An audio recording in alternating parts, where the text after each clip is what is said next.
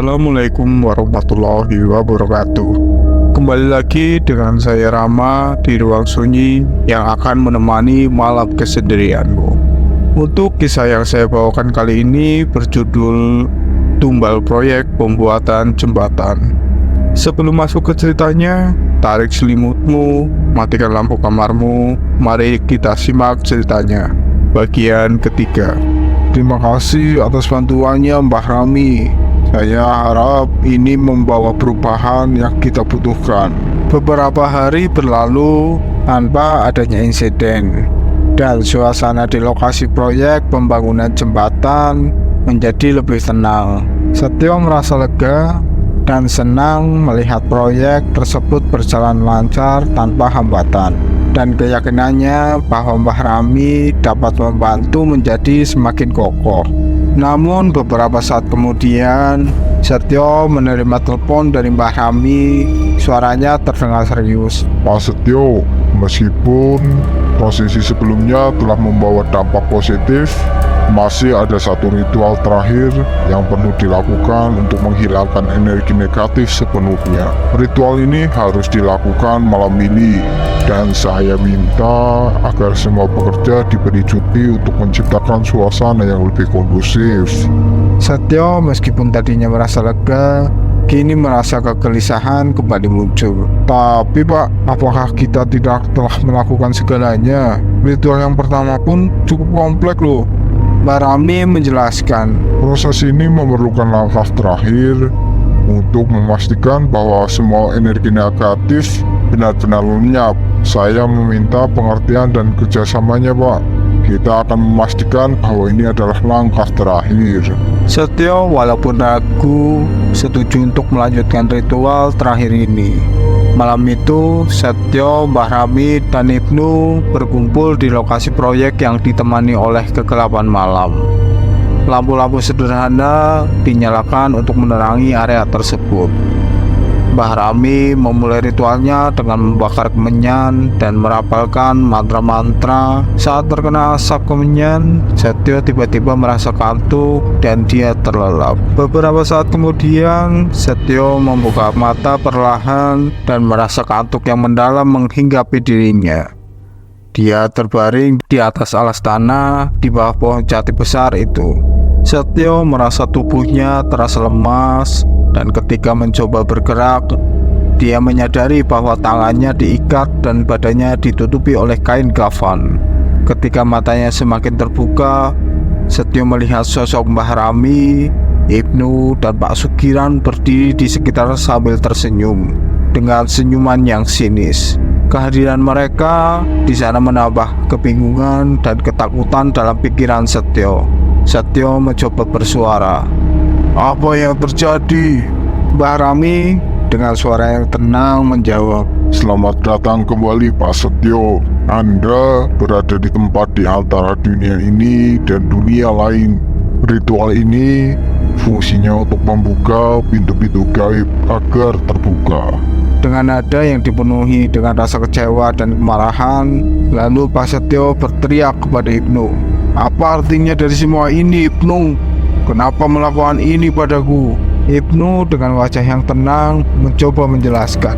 Ini adalah ritual yang disebut dengan tumbal kesebelasan, Pak Setio. Beberapa bulan lalu, ketika saya melakukan observasi di tempat ini, saya menemukan pusaka kuno yang memiliki kekuatan yang sangat luar biasa. Saya bertemu dengan penunggu hutan ini dan membuat kesepakatan dengan mereka. Mereka menjanjikan kekayaan berlimpah dan posisi pemimpin proyek ini jika kita bisa memberikan tumbal yang diperlukan. Setio terkejut dan marah. Ibnu, kamu membuat kesepakatan dengan iblis. Bagaimana bisa kamu melakukan ini? Lalu Ibnu kembali menjelaskan. Sudahlah Pak Setio, ikhlaskan saja. Ini sudah terlalu rumit Pak. Terima sajalah. Kesepakatan ini adalah jalan satu arah, dan Anda adalah yang ingin saya tumbalkan. Setio masih sulit mempercayai apa yang dia dengar. Dengan tidak kepercayaan, dia berkata, jadi proyek ini sejak awal hanya tentang kekayaan dan kekuasaan, dan saya adalah tumbal yang kau pilih untuk menjalankan rencanamu? Ibnu menjawab dengan tenang. Iya Pak, saya sudah muak, saya hanya ingin kaya. Apakah semua ini kamu yang telah menyusun rencana dan manipulasi segala sesuatu sejak awal? Ibnu dan kamu, Pak Sukiran, Bahrami, kalian juga terlibat? Tanya Pak Setio dengan marah. Ibnu hanya tertawa kecil dengan nada sombong. Ya Pak Setio, kami semua bekerja sama agar semua terlaksana dengan baik, agar kami diberi kekayaan yang berlimpah darinya. Bahrami dengan wajah serius menjawab.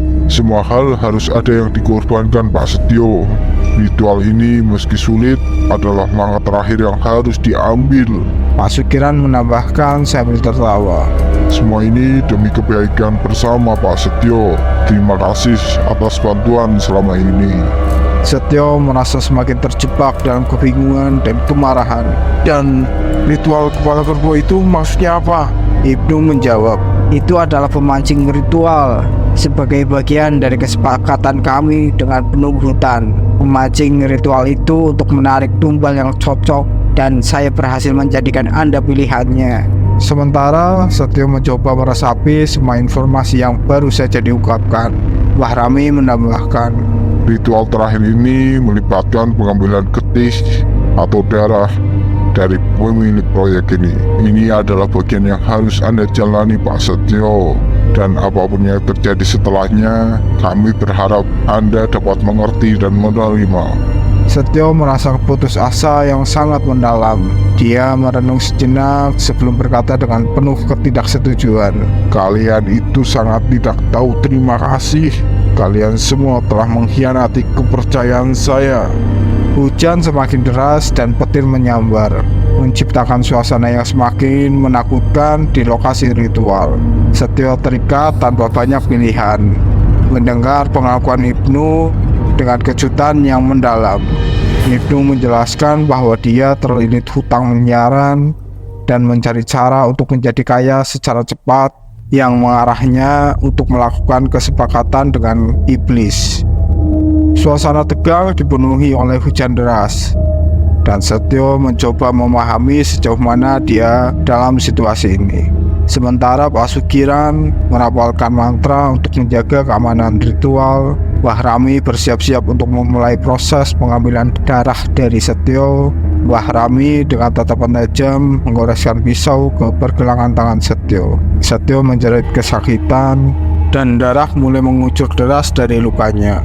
Suara hujan, petir, dan teriakan Setio menciptakan suasana yang semakin suram.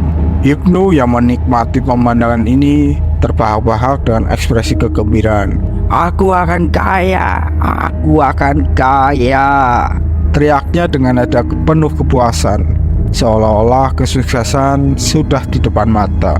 Setio dalam keadaan lemah dan kesakitan berteriak, Kalian ini semua gila. Ini sudah tidak masuk akal.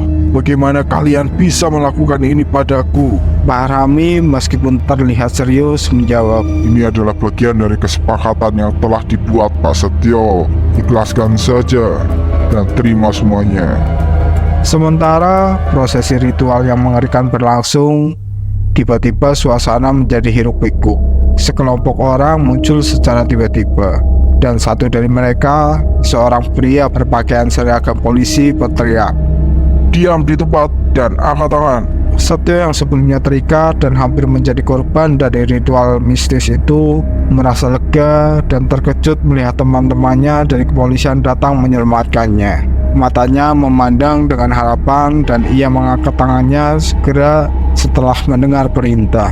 Pimpinan polisi itu, seorang yang bernama Budi, berbicara dengan suara tegas. Kami mendengar semuanya. Kami akan menyelesaikan ini. Semua orang di sini ditangkap karena melibatkan diri dalam kegiatan ilegal dan membahayakan nyawa seseorang.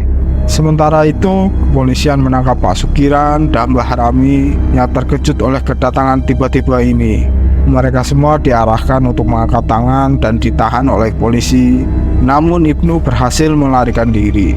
Beberapa jam sebelum kejadian ritual, Setio merasa curiga terhadap Ibnu dan mengambil inisiatif untuk menghubungi temannya di kepolisian, menceritakan semua yang dialaminya dan menyatakan kekhawatirannya terhadap keberlangsungan proyek jembatan, dan temannya bersedia membantu. Di malam itu, temannya berhasil mengaktifkan ponsel Setio yang telah ditinggalkan di lokasi. Dengan pantauan dan rencana penyergapan yang matang, mereka tiba di lokasi tepat pada waktunya. Setelah berhasil menangkap Bahrami dan Basukiran, pihak kepolisian berusaha dengan keras untuk mengejar Ibnu yang melarikan diri ke dalam hutan.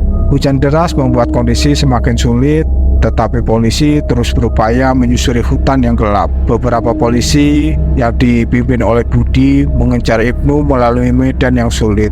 Kegelapan malam dan suara hujan membuat pengejaran semakin menantang. Ibnu yang berusaha berlari dengan cepat tiba-tiba terjatuh ke tepian jurang yang curam. Beberapa detik kemudian, tanah di sekitarnya mulai longsor, menimbun Ibnu di dalam jurang tersebut. Ketika tanah longsor mereda, polisi yang menyaksikan kejadian itu dengan terkejut berusaha mendekati tepi jurang.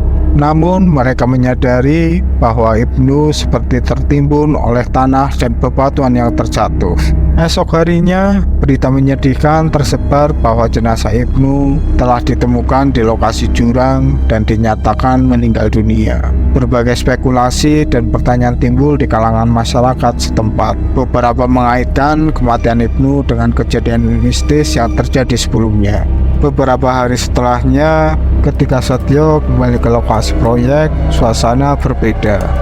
Kejadian mistis dan insiden tragis yang telah memberikan dampak psikologis pada seluruh tim, para pekerja setuju dan tim memulai proyek dengan semangat baru. Demikian cerita tentang tunggal proyek pembuatan jembatan. Ambil sisi baiknya dan buang sisi buruknya. Semua hal buruk pasti akan dibalas dengan hal buruk juga. Begitupun sebaliknya, hal baik juga akan dibalas dengan hal yang baik pula. Buat kamu yang belum subscribe channel Ruang Sunyi, silahkan klik tombol subscribe dan jangan lupa untuk like, comment, dan share, serta nantikan cerita-cerita horor lainnya di channel Ruang Sunyi.